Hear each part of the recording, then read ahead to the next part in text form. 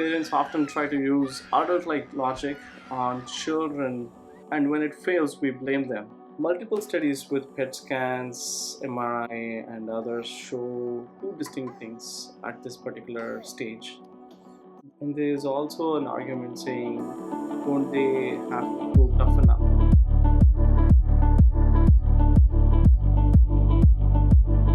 After all these years, if we proceed with the merger, We've accounted for that.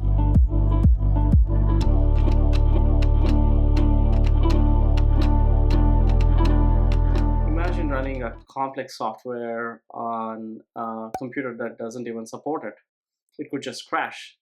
And yet we see that something like this happens in many households every day. Parents often try to use adult like logic on children, and when it fails, we blame them. In episode 1, we introduced the concept of dual brain. In this episode, we'll be looking at the development of the brain and its consequences with respect to communication from birth to age 8. First, let's start with age 0 to 3. Multiple studies with PET scans, MRI, and others show two distinct things at this particular stage. Number one is that almost all the metabolic activity is seen at the brainstem and the sensory cortex. The brainstem's job is to make sure that the heart and other organs are all working well, and also to carry the sensory signals to the higher regions of the brain. And the sensory cortex is all about processing the sensory data. The second important thing is that the prefrontal cortex, which is involved with thinking and rationalizing, is completely dark at this stage. This means your toddler is not a thinker. They cannot reason. They are a sensing machine. They don't process words. They process the tone and the variations of the sound of a word. When a toddler hits or screams, we might start explaining things to them. I know you want the cookie now, but we talked about this. We eat lunch first, and then we have a treat. It's important to follow the rules.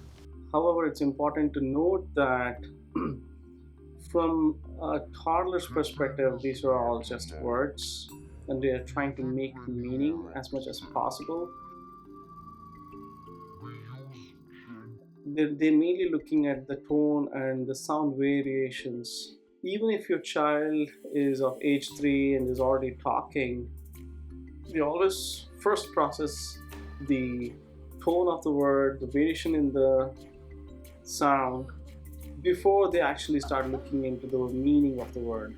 And if the tone is flat, low frequency, they tend to categorize it as a threat. And so the brain switches the mode into understanding this particular tone more distinctly, and they're trying to delve a lot more into the sound variations and the tone of the words. And if it is overwhelming, they might decide to completely ignore it, or they might poke around a little bit by giving you different reactions to understand what it means. And both of them can be seen as a defiance by the parent. If the tone can actually convey safety, which is by means of using high frequency and high variations in the words, after that they kind of start to look at the meaning of the word.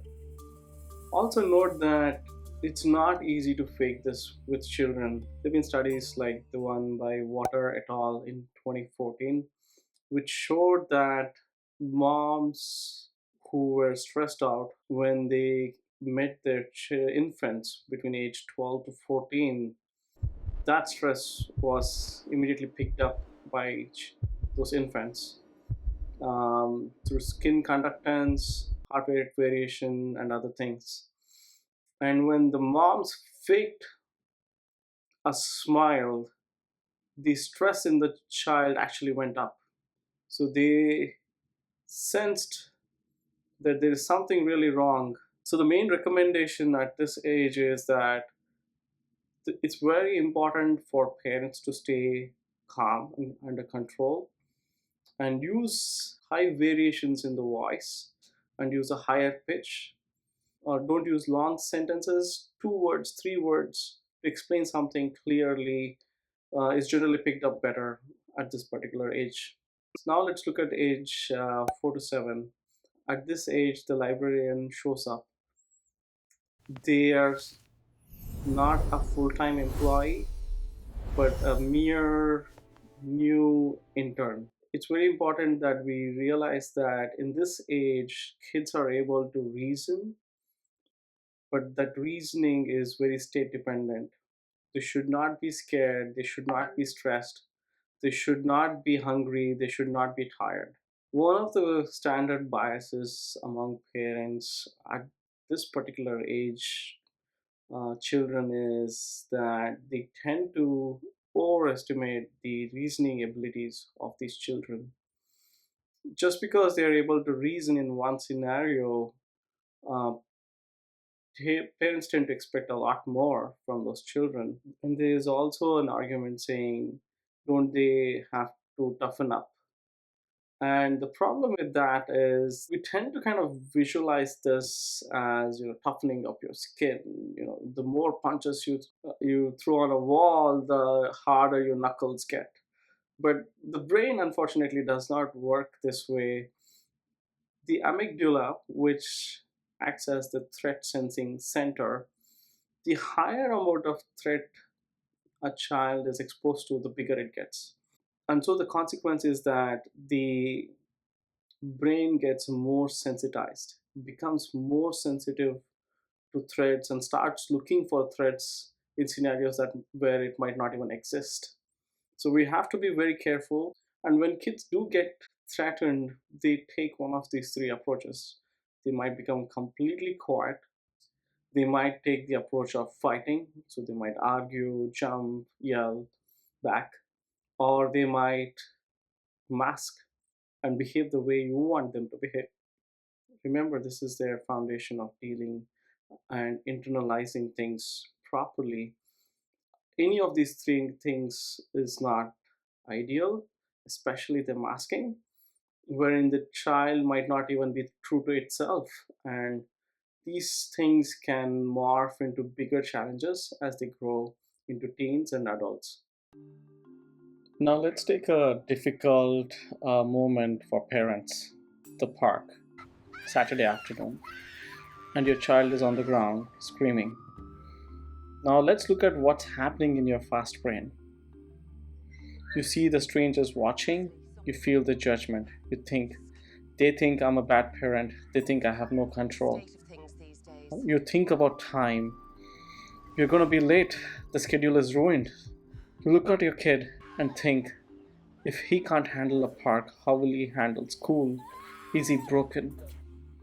All these things running parallelly in your head.